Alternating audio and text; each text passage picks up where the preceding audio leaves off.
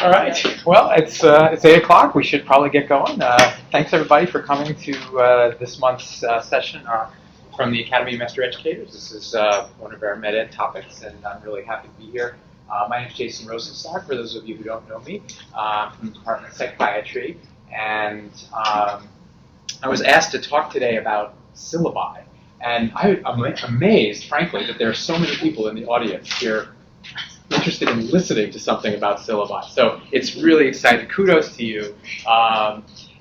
Just some background about me. I've been the Director of Medical Student Education for my department since 2005, responsible for courses like the Intro to Psych course, Behavioral Medicine, and the Psych Clerkship. And in all those courses, I've had to assemble syllabi, which means trying to get sections from other faculty, trying to put it all together in one book. I've written a lot of syllabi for my own work as well, and so that's sort of my past experience. And then last year when I got more involved in the curriculum committee, I started talking to students about their attitudes towards the syllabi that they get in med school. And it was really interesting to me. They had very strong opinions. They didn't always agree with each other, but they all had strong opinions about what was a good syllabus and what wasn't. And it's a very important part of their medical school experience, it seems to me. And a bunch of us got together to try to figure out, well, what does make a good syllabus? What are students looking for? What is good on the learning side? And these are some of the questions that I hope to tackle today. But I just want to see who you are first in terms of your experience in writing syllabi or syllabi sections. How many of you have ever assembled a whole course syllabus before, for a clerkship or a preclinical course? Okay, so a few of you have done that. How many of you have written at least a syllabus section where you gave a talk in a course and you had to write a syllabus section for that? Okay, and how many of you have at least ever produced some written document related to a lecture that you gave, where you had to do a handout? Okay, good. So these principles hopefully will be relevant. The principles that I want to talk about will hopefully be relevant. We'll be talking about all these kinds of things, but I'll be mostly focusing on course syllabi that we use here at Pitt Med. I do think it's important for all faculty, by the way, not just course directors, which is why I'm glad that so many of you are here today. But for those of you who've tried to write these things in some fashion, I'm curious, what's it been like? Has it been easy, fun? Has it been hard? Anything in particular make writing, creating these things hard? What makes it hard? So I inherited the medical interviewing course years and years ago, and it already had a syllabus, but it was written in a way that made my skin crawl to read. So I had to go through, and it took me several years to go through and edit the sentences and change the sentence structure in a way that it wasn't all this passive voice and random, concepts and confusing wording, to a point that I was happy with. But so it was painful to go through.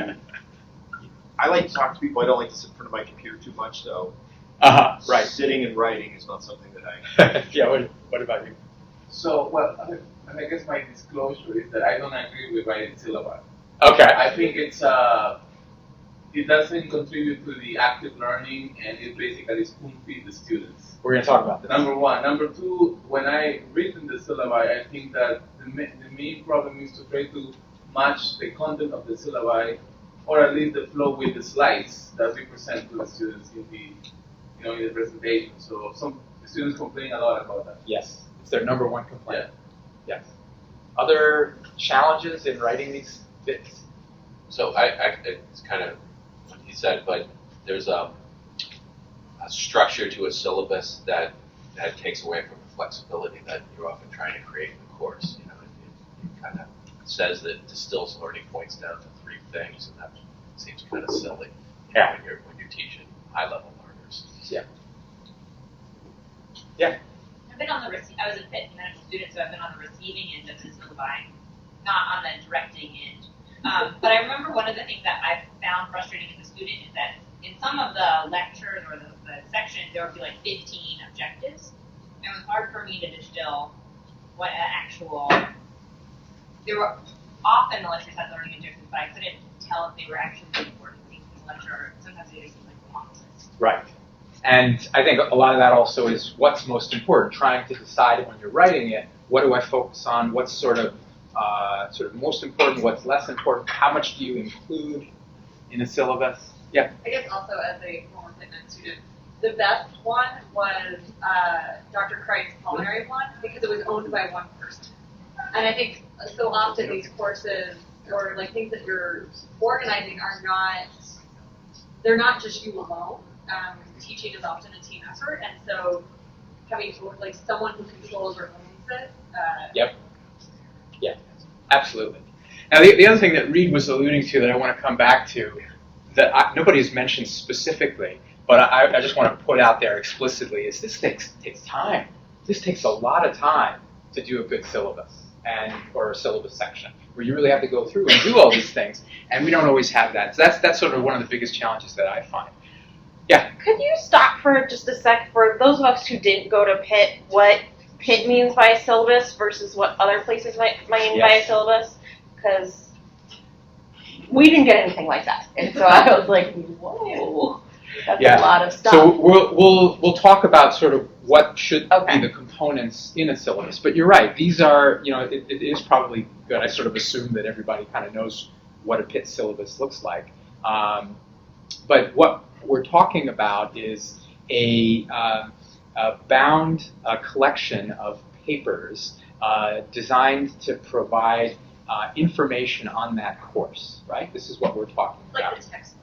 Yeah, it is yeah. like a textbook of the course. Yeah, for the people who don't go to Pitt, there's not textbooks because the courses are designed by organ systems. So there's not a textbook out there that has cardiology, physiology, pathology, histology, anatomy, all in one book out there in the world. So Pitt creates their own textbooks for their courses because they try to do all of that stuff in one organ system as opposed to how many of us were taught at school. Places. Other medical schools do it like this, but Pitt is hardcore in terms of using syllabi instead of texts. Yeah, and so for example, for something like cardiology or renal or GI or I'm course director, you may be talking 300-400 pages in a syllabi. Okay? So for every hour of lecture, if someone is concise and directed in their descriptions, it may be 4 pages. If they wander all over the place, sometimes it ends up being 20 pages. And that's where you sort of look at these and say, what in the heck am I supposed to do? Or they're just Yeah. Yeah. So we're going to talk about all these different ways of approaching the syllabus. Yeah. I know the 5-page thing. Yeah, I was. Okay. So basically, if you think about what we're talking about is textbook writing. That's sort of what we're talking about, and we're doing it ourselves. And this gets back to the pros and cons of whether we should be doing this. But I think for the purposes of discussion, this has not just the text of the content of the course, but it has a whole bunch of other things about the course that are probably the things you're thinking of when you think of a syllabus, like the schedule, the goals and objectives, the exams and assignments. And that's what sort of a typical college syllabus looks like. It's a couple page handout that has all that. But we have that plus this additional content. And students really like this. They want this, they use it, they bring it to class, they take notes on it, they use it to study from. It is their textbook for the course. And so because of that, because it is used here, it is something that we have to do, right? Now we could go back and say, well, maybe we don't have to do it, but right now we sort of have to do it. And this was sort of brought home to me recently. I asked my department chair to do a lecture in my course, right? And when he agreed, okay, so here's the next part. I had to ask him to write a syllabus section for his class, right? Where, in addition to taking time to do the lecture, he's now got to write 20 pages on schizophrenia for the course, okay? And he had some questions for me, I have to say, right? So he had some questions about me, about this. And so one of the questions is, why do we do this, right? Which is kind of what we're touching on. What's the point of the syllabus? Like, what's the goal of this? He wanted to know, surely there's a better way. Do we have to really do this, or can we accomplish those goals through some other way? He asked, okay, if you're going to make me do it, what do you need in it? Like, what should be in the syllabus section? And how can I make it good so that students like it and don't complain about me? that was important to him. And then when do you need it by? So the process issue. Okay, and so these are the kind of things that I'm hoping to cover a little bit today. The importance of this, what are the goals of the syllabus, are there alternatives that we can consider, and when? If we're going to do it, what should be the components, how do we make it good, and then the process. So these are the things that I want to do. But I really want to assure you, I do not have all the answers to this. I'm struggling just as much as you guys are figuring this whole thing out. And that's why I'm going to make you do most of the work today to generate all this stuff. But where possible, I'll try to throw in my perspective working on the curriculum committee and what OMED thinks about all this, and as well as student perspectives from what they've shared, and as much as possible what we know from evidence base, which isn't much. But these are the things that we'll talk about in the next 45 minutes. So the first thing is, who cares, right? Actually, my wife was just floored when I told her I was doing a session on how to write a syllabus. She just could not believe that anyone would come to this. I made 30 copies, and she was just laughing at me. You're never going to get 30 people in the room, so I'm excited.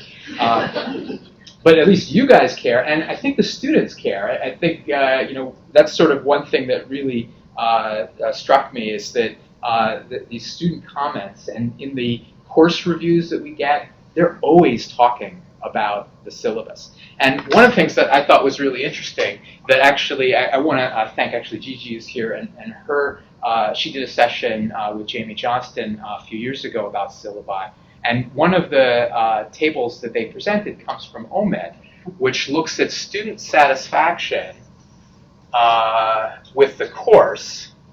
So they're taking fuel metabolism or genetics or anatomy or medical interviewing or behavioral medicine. And then they asked them, how satisfied are you with the course on a 5-point scale, right? With 5 being very satisfied. And then they plotted that with syllabus satisfaction, because OMED asked the students, did you like the syllabus for this course? And what do you think the plot looks like? Exactly. It is a direct correlation. Okay? So what does that tell us, actually? You guys are scientists. What does it tell us? That they're, when they're written effectively, they are important. Yes. So this is sort of one way of thinking about it, that if we write a good syllabus, then the course will be well received. So that's one way of thinking about it. Is there another way of thinking about it? What's that? They are the course. They represent the course to the students. Yeah, so that's another way of thinking about it. When students think about that course, one of the first things that comes to their mind is the syllabus. So when they're asked to reflect on the quality, they think about the syllabus. It also tells you that if you give people X, their expectations are that X is important. And if you didn't give them the syllabus at all, they would rate it based on something else. So that's true. It doesn't mean that a good course correlates with a good syllabus. It means that if you make a syllabus the cornerstone of the course, the quality of the syllabus may reflect. Right. And just as an example for that, if you do this plot with small group teaching, you get the exact same correlation. And if you do it with lecture quality, So the other theory about this curve, by the way, is that it's just an association. It's sort of reflected halo. They like the course, and therefore they're going to say they like the syllabus too. So we don't exactly know what the nature of this relationship is, but I think a lot of people do believe that if you do make a good syllabus, students will like it, appreciate it, and value the course better. And so that's an assumption that a lot of us make.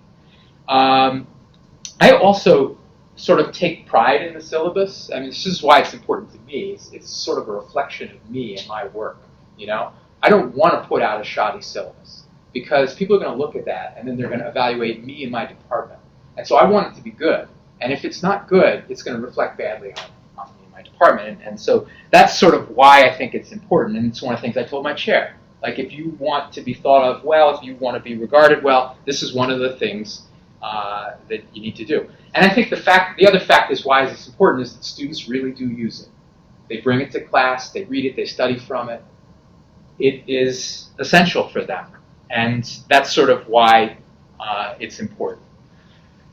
All right, so what are the goals of this syllabus? Right? When you think about sort of what are we trying to accomplish when we create this giant 300-page textbook on our class, or the 20-page section that we're creating for just our unit. What do you think we're trying to accomplish? What should the goals be?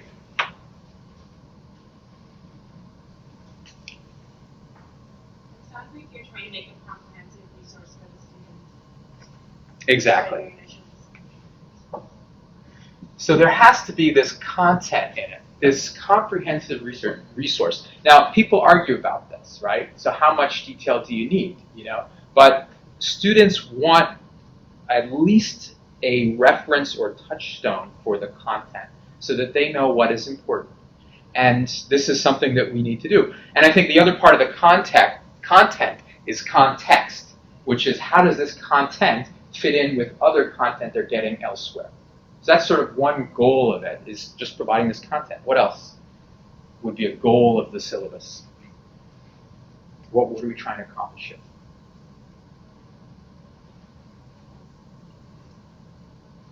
More broadly, it sets the objectives of the course. Yeah. I think it sort of lays out the goal. And, you know, we could put that in structure. I'll sort of put that in structure. What is this course about? How is it organized? What's the schedule? What are the learning goals of it? What's the content? Administrative is another set of goals, right? And so what would be administrative things? What are those kind of things that we want to put in a syllabus? Where and when are the sessions? What rooms? Exactly. Even more importantly, how you grade. Yeah. You know, what percentage of is attendance versus this exam versus are there quizzes versus You got it. online things you have to log into in order to get credit, etc. You got it. Policies and procedures. I'm going to miss one of the group sessions. What do I do? So these sorts of administrative things. Contact information would be another thing that would go under administrative. Anything else you can think of? What the students care about is, does it cover what's going to be on the quiz? Yes. And that's a plus and minus. It has to cover all, and it has to not cover more. Right. So. Yes. You can skip the test question. But they want this syllabus to give them information, knowledge content that they need in order to do well on the test for that course. But I think we also have additional goals, right? We want them to do well on step 1.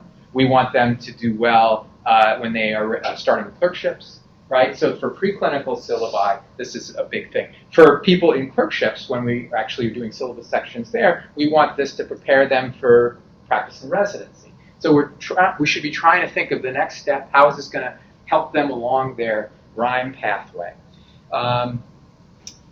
One that not everybody thinks about, I want to put in, is relationship, which is the relationship between you and the students. And we've touched on that a little bit. I think it's kind of important. It's sort of a contract between you and the students, right? Where you are saying, this is the way we're going to do it. This is what this is all about. And it sets expectations for the students.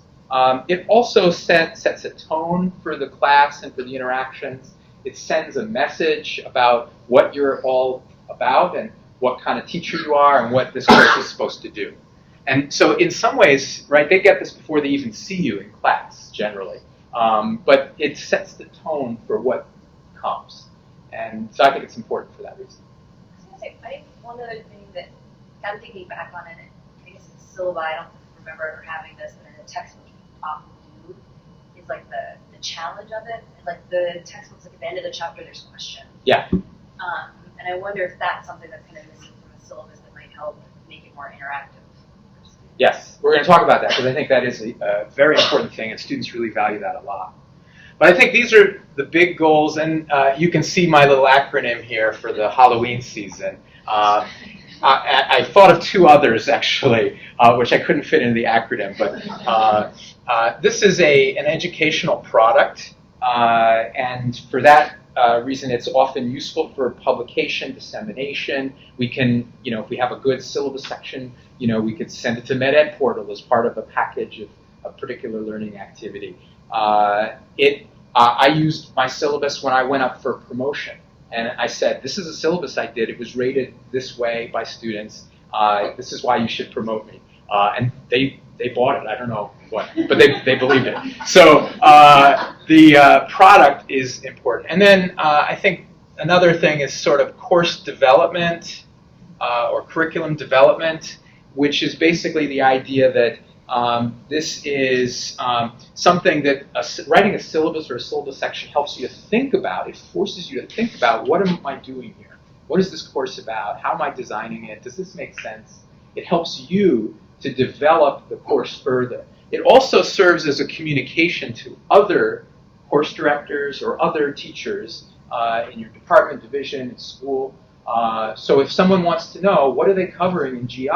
I can go to Gigi's syllabus and say, okay, this is what they're covering. And that's helpful for my course as well, because I know what she's covering.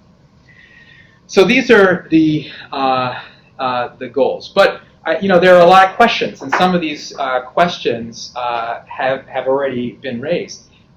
We think that this is going to help them to do well on the exam and to help prepare them for clerkships. Does it? Because there are other ways of doing it, right? We don't have to give them the syllabus. We could sort of tell them, you go study this stuff. Is there any evidence that a syllabus helps with their preparation? No. There's not really evidence.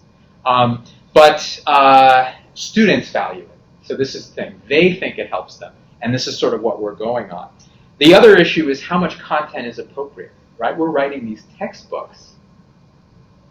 And is that good?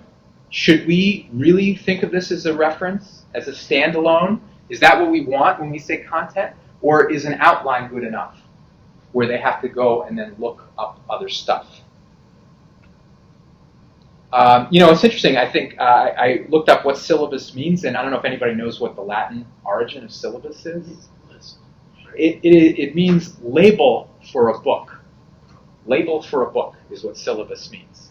But actually what it's come to, at least at Pitt Med, is it is the book, right? It's not a label, it's a book. And you could argue whether this is really a good thing or not.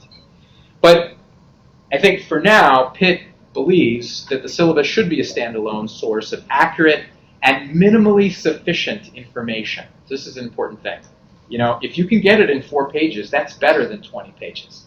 What is minimally sufficient for them to get these targets that correlates with course activities? So that goes back to the alignment thing. The syllabus should correlate with course activities, and it should help students achieve those learning objectives, as well as Step 1 board prep, and serve as a content reference for years to come. This is a statement we crafted as a working group with students and faculty. And I think that's sort of a useful way to think about the goal of the syllabus. Any questions about sort of what I laid out with the goals? I'm just curious, this whole syllabus thing at Pitt, is that entirely unique to Pitt? Are there other med schools that do this? There are other med schools that do it. I don't know if anyone has gone to other med schools where they had syllabi. What do you do it? Like, can you actually pull out conferences? No, they have PowerPoints. Yeah, or whatever. You can use that too. So just as an example, when I was looking around for what should be in a medical school syllabus, there are a number of other schools. UC San Diego is an example of a school that has really syllabi that are exactly like ours. There are a bunch of other med schools that have very similar structures. But other med schools will use textbooks or just slides or note services.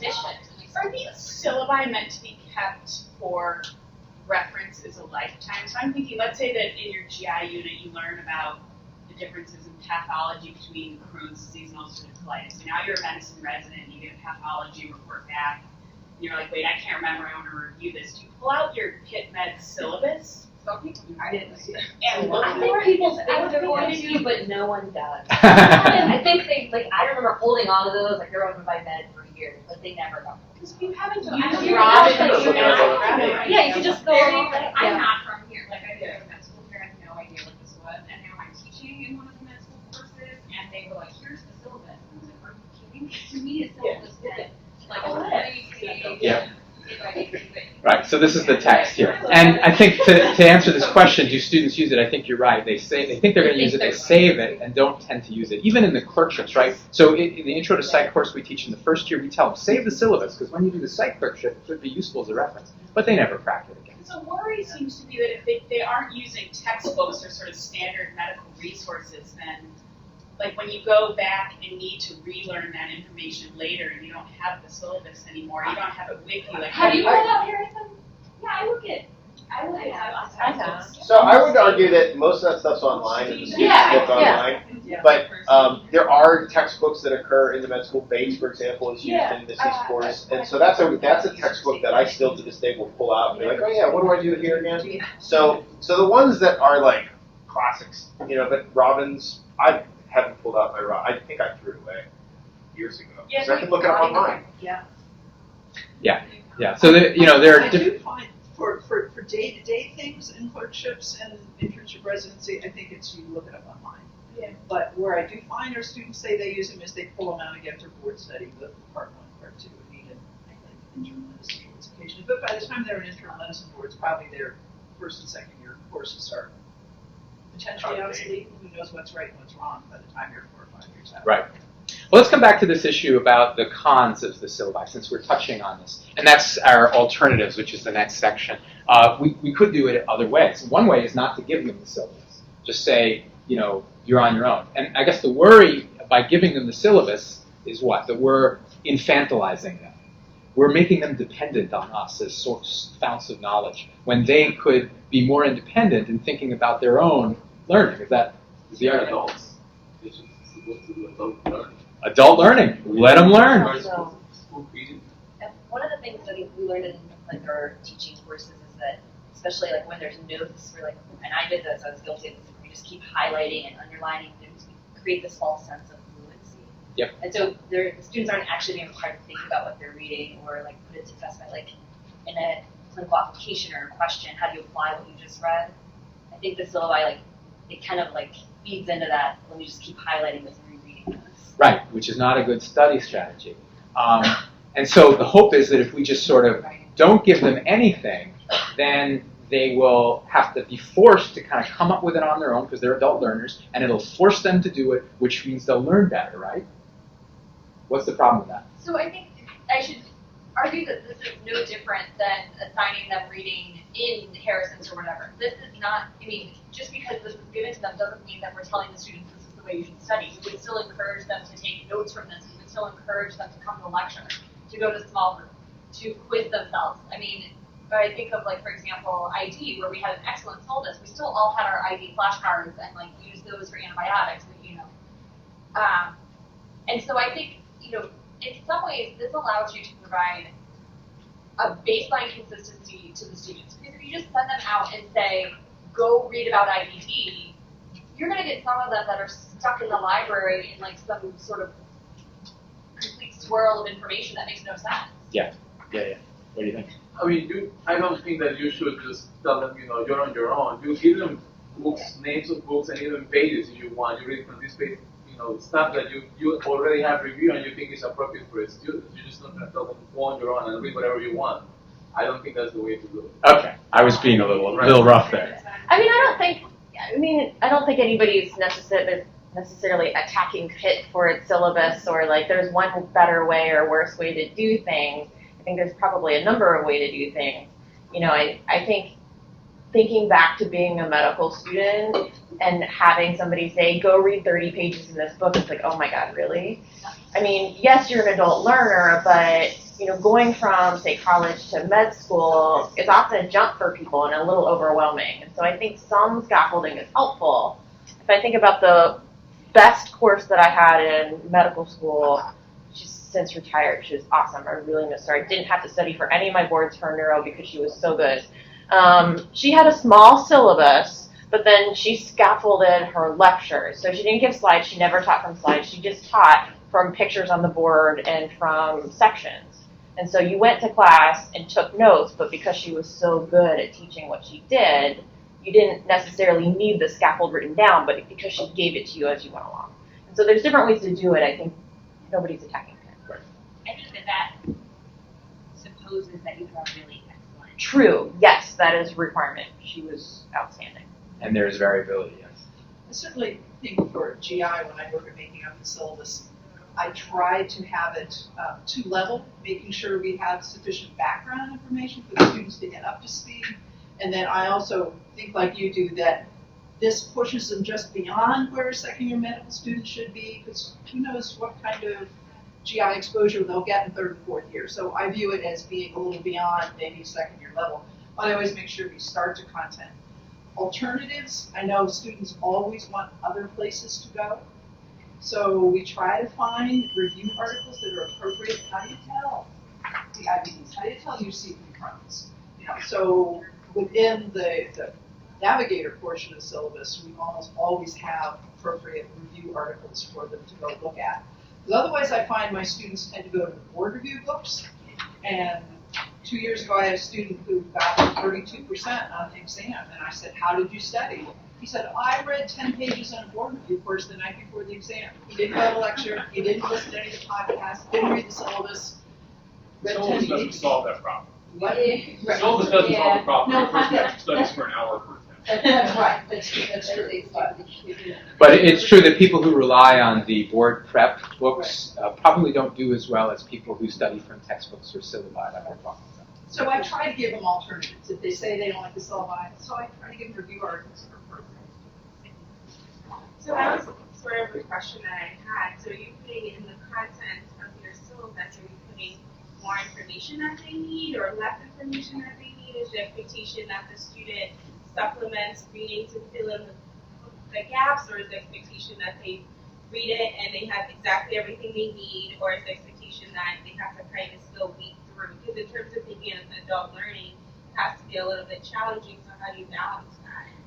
Right. I think this is the real challenge. What students want is they want everything and just enough, right? And so what does that mean exactly? It's really hard to figure out exactly what is just enough and not too much. And if we give them everything, the other side goes back to the point that someone else raised about, whether we're giving them this false sense of security, that they can then look at this textbook and they'll know everything and they can just highlight it and they'll be fine.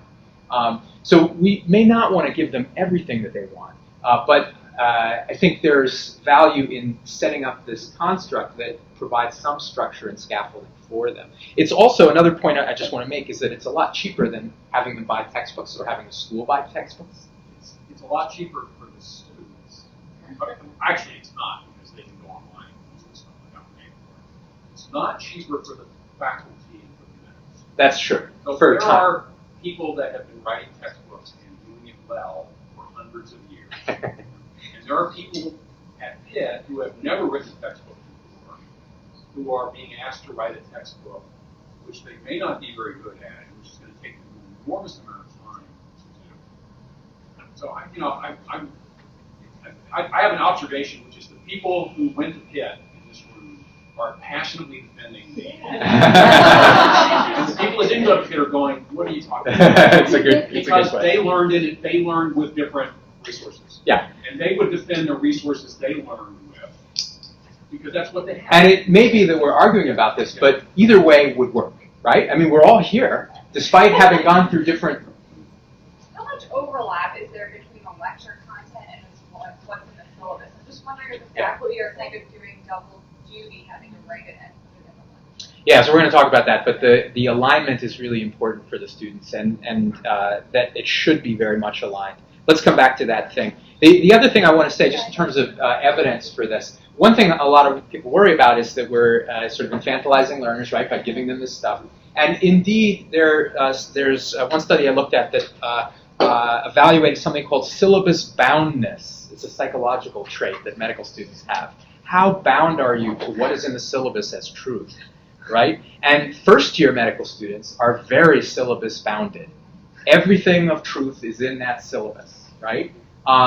But the good news is, by fourth year, rates of syllabus boundedness plummet as people realize that the world is much broader than what is in a syllabus. So by the end of medical school, I think we've broken them off of this. I think people worry that as first years, we're setting them up to be sort of learners with blinders on. But I think the other experiences in medical school allow them to break out of that. And that was sort of a relieving study that I thought. But let's say, all right, we got to do this, right? Because Dr. Mahoney is telling us we have to do it, okay? So this is the Pitt way. So if we got to do it, then what should be in the syllabus? And remember, this is this big document that gets distributed to students a week before. It's brought to class every day by the students. Generally, they follow it. They take notes in the syllabus while the lecturer is talking or while whatever activity is going on. It's not just lectures, labs, small groups, whatever. And this syllabus section, the whole document, is also online on the Navigator course curriculum thing. So if we think about what should a syllabus look like, without cheating and looking at the syllabus there, what are the components? We've talked about some of these. What's sort of the first couple things you think should be in a syllabus?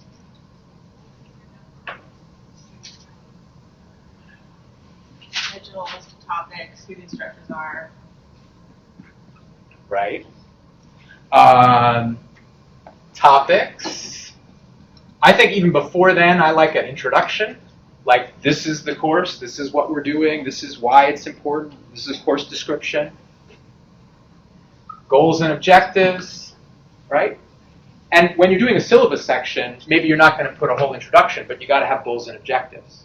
You got to have the format of your topics. And by the way, I actually forgot to mention this, but I do have a handout. So I created a little syllabus section for this that at the end I will give out in case anybody is interested.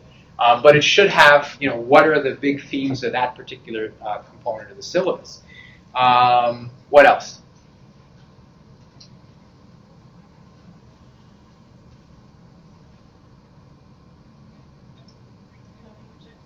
Learning objectives.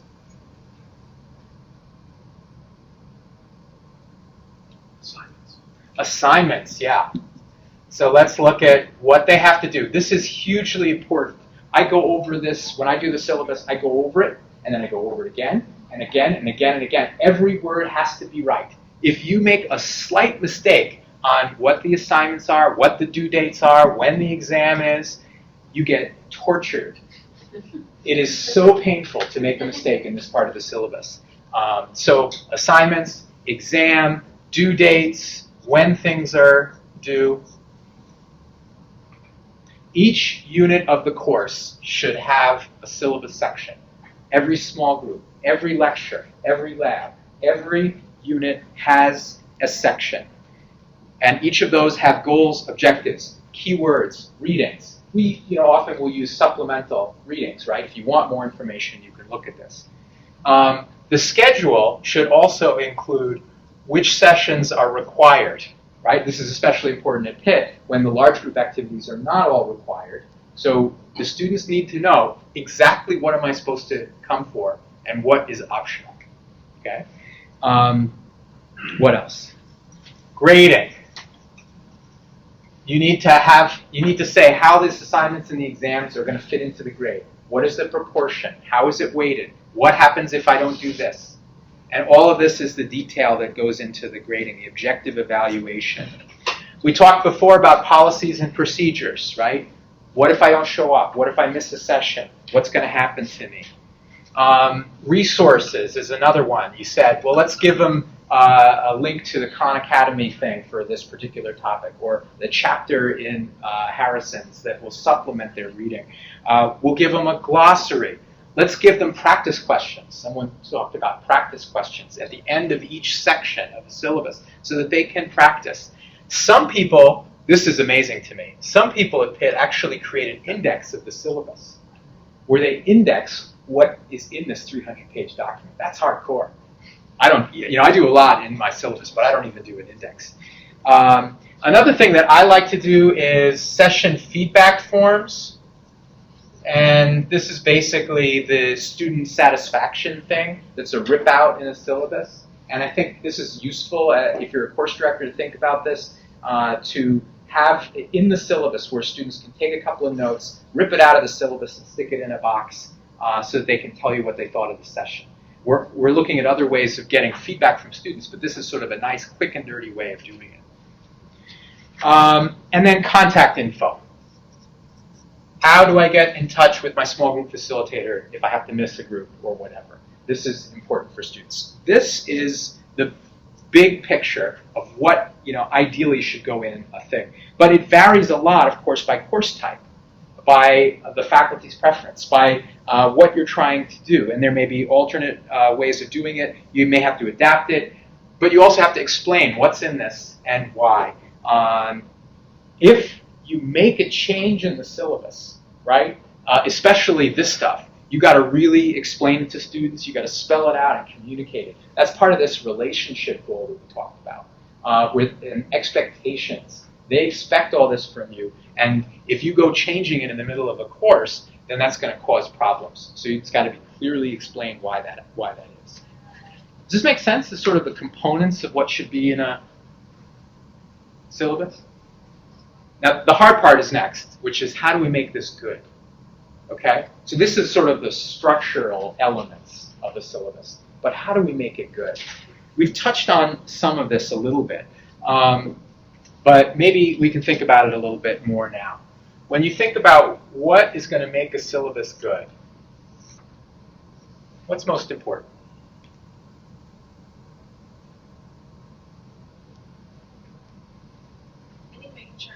Clearly stated, whether it be when the exam is, what the topics are, what the schedule is, but it just has to be clear. Absolutely.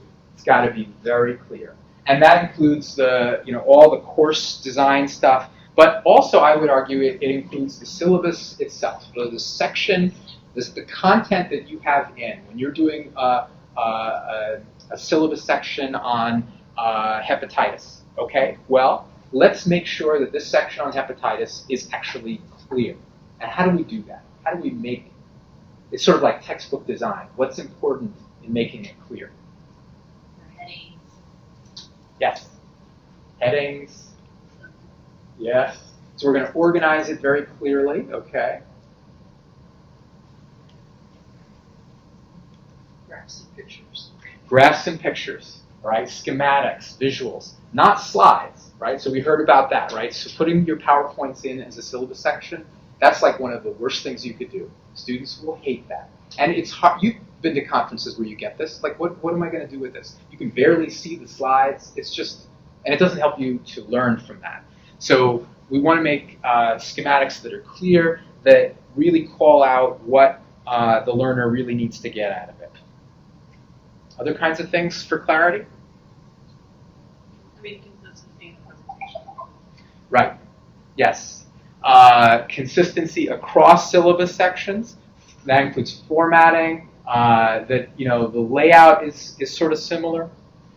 People have touched on this. I'll sort of throw this up there. That it should be organized. Right. So headings, subheadings. There should be a sequence and a flow. There should be page numbers. It has to be aligned. We talked about alignment. So it's got to be organized so that what they have on their slides is the same as what is in the syllabus section, which is the same as what the lecturer says in class, or in a small group that it follows exactly in that sequence.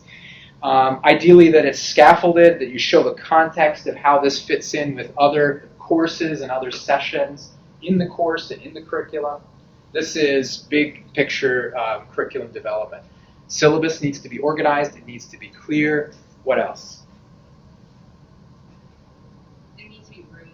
So I remember, it was my thing, right? So I had room for notes everywhere. It would be crazy when there's no white space for me to actually reframe in my words.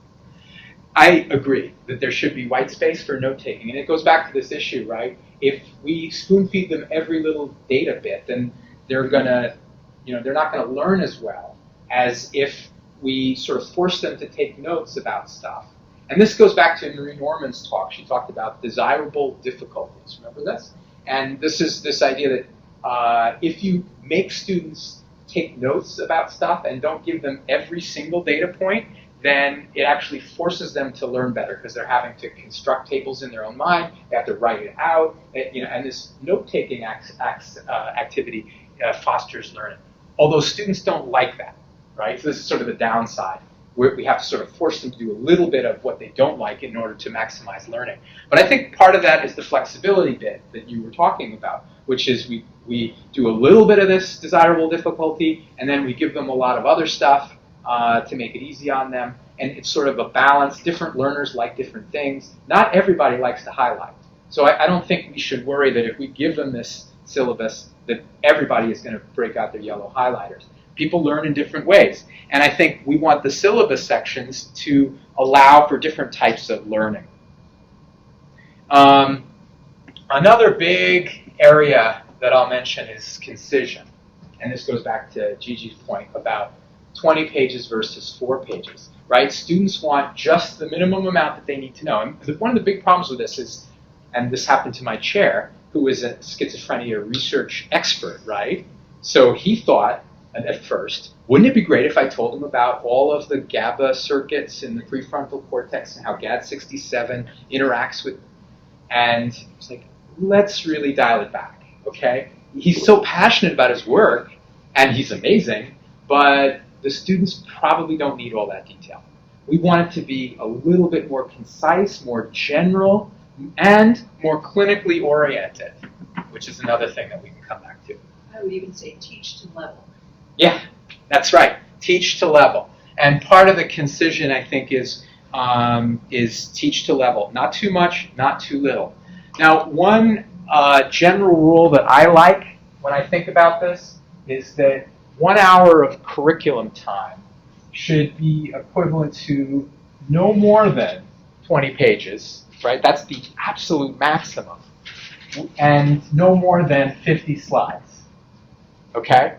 This is probably too many, right? 20 and 50 for an hour of curricular time.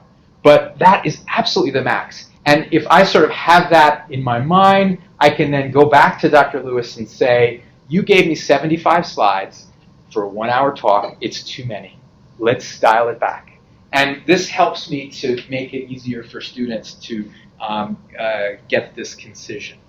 Making it clinically relevant, I think, is important, particularly in the basic science and the preclinical clerkships, the preclinical courses, where the more you show clinical relevance, the more students like it. They appreciate that these biochemical pathways have relevance in their future careers.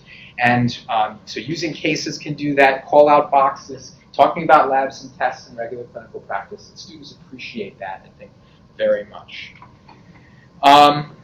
Let's see, other things. Oh, we didn't talk about typos and grammatical errors. Now, if we worked for Elsevier, they would take care of all that for us, right? But we don't have, they're professionals who do that. And this is definitely one of the downsides. We have to somehow proofread our own work and look for grammatical errors or get an assistant to do that. And it's not great, right? It's a pain in the butt. But it is one of those things, if students see typographical errors and grammatical errors and things like that, if it looks sloppy, they're going to think your course is sloppy. And so I just sort of feel like I've got to put my best foot forward, and that means proofing this thing. Okay. So hopefully I've talked about what are the key components, what makes a good syllabus. And now I guess we've got like 5 minutes, and I want to give you an example, okay? And so I want you to take a look at some of these examples of syllabus sections from my area in psychiatry. And we're just going to take a few minutes doing this. Jason, while they're passing that, can I just make an observation about the administrative stuff, not the content, the administrative stuff, the requirements. One of the problems with printing this stuff and keeping it out is that when you make changes, and you're going to make changes, administrative changes, you know, somebody can't give a lecture or you change the, if it's, I've had this problem. Students have access to different versions of the same document because it's out there in paper. And one of the things that I've learned is you have to have one place. So when you revise something, it's permanent. And I don't know how you solve that. But, you know, when you hand out the syllabus and then if you change something, the students are going to say, well, it says, you know, the syllabus says so and so, and it turns out they're right. You know, that it does say that, but it's not the current syllabus anymore. Right. And I don't know. That to me strikes me as a problem because I've had problems with that. We don't have a syllabus for the content, but we have we have administrative documents. Right. And we change them all the time because stuff happens. So you have to change them. I don't know if you have a Yeah, I don't have a good solution. For the clerkship, I do try to put as much of the stuff online and rather than hand them stuff so that I can make changes online and then it's quick and, you know.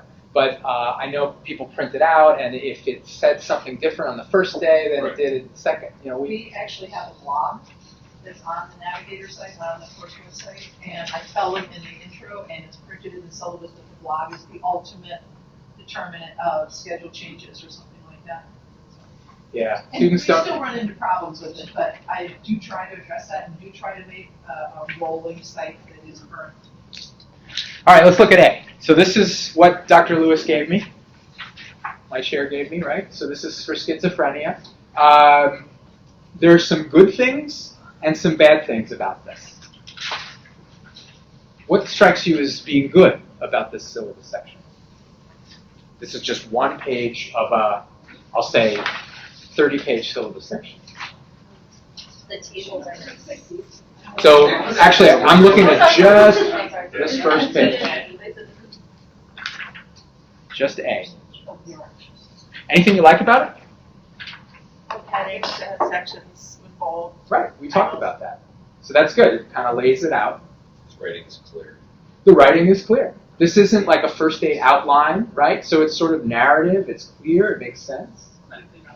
It's clinically relevant. Very good. There's some space at the bottom. Space at the bottom. Thanks for picking that out. We left space at the bottom for people to take notes when they were in the session. What's not so good about this? The drugs are actually not listed. The drugs are not I listed. can see people being like, which drugs are they? There was a list of drugs in the back, but it wasn't sequenced with where he was going to talk about them. So that's a good pickup. What else is maybe not so good about It's this? 100% text. Yeah. It's all text.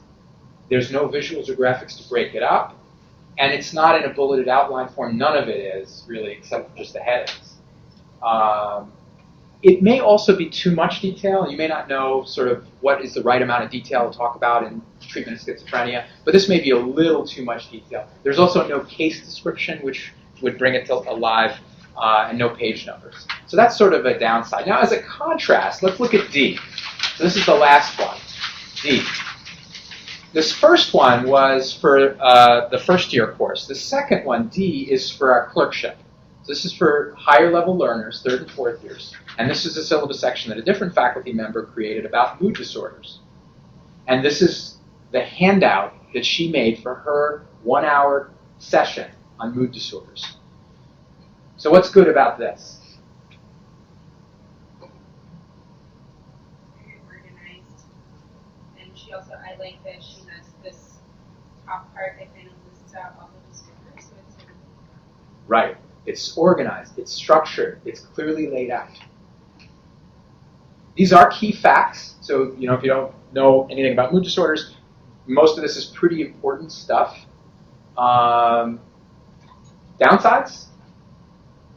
It doesn't have a place for like a student to maybe fill in things or to, you could just take this and sort of space out for the lecture because like you're not going to have to fill the same page. Right. There's no place for taking notes. There's no flexibility built in. There's no place for taking notes. There's no narrative at all. I mean, it's just these bullets. And I think, we talked about flexibility, had different kind of learners. Maybe a little narrative might be okay, balanced with bullets. There are no goals and objectives on this. That was sort of one thing that struck me.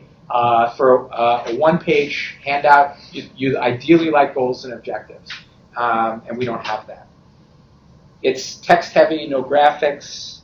There are a lot of abbreviations here. I don't know if everybody knows what these abbreviations are. Our students didn't know what all these abbreviations were. She gave her name, but not her contact info. There are a couple of things that could make these things better. When you look at syllabus sections, I think, especially if you start thinking about it with this framework, there are always things that can be improved. We don't have years and years to create these documents. But hopefully, as you think about looking at them, you'll think, okay, maybe there's a couple things I can do to make it better. And you liked B, I think. So let's take a look at B. So you like these tables? Yeah, because I think it will force the student to listen, like, oh, I heard that. Now I can Yeah.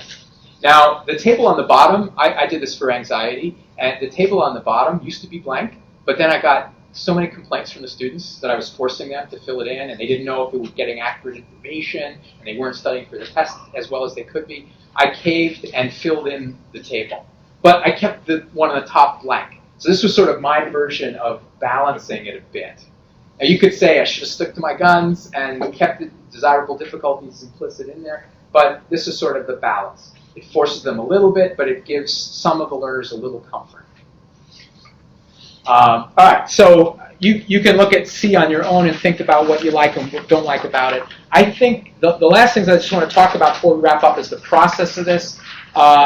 Ideally, if you're doing a syllabus, you want to develop that after you develop your course. So you've got everything laid out, the schedule, all the content, and then you start filling in all the different sections. But you have to do it, you have to finish it early enough that students get it before the course starts. This is a common mistake where if you don't get it in time, then students start your course without a syllabus, and that just sets the wrong tone for the whole course. You've got to have them have it done early. I do get my individual lecturers to develop their own, even though there's potential inconsistency. As the overall editor, sort of like a textbook editor, I try to get them all on track using these kinds of standards, working on making it organized throughout. It's not ideal, but I feel responsible for the overall content and style. And then I get a lot of feedback from students that I try to incorporate. I don't give them everything that they ask for, but I think there are some things that they ask for that we can give them that would make it better. So hopefully we address some of these challenges. It's not easy to edit, but we can. We can align it. I think there are alternatives, but the syllabus is what we use. We have to do it. It is important. It does take a little time, but it's worth it.